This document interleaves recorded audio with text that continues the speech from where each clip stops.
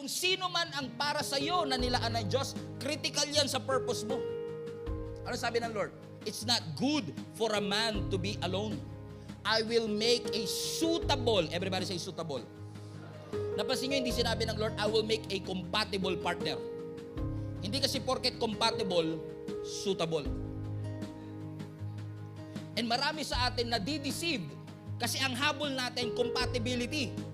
Hindi suitability. Oo nga, compatible kayo today. Pareho kayong mahilig manood ng Queen of Tears. Pareho kayo mahilig sa pula. Pareho kayo mahilig sa tinapa. Baka kayo na talaga. O sa ngayon, compatible kayo. Pero kaya kayo compatible kasi hindi pa kayo parehong fully developed.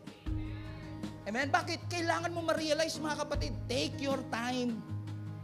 Because if you rush the process, you will ruin the result.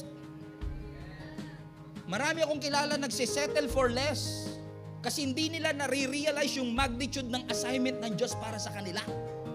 Bakit ka magsisettle sa mga taong hindi kayang i-define ng faithfulness?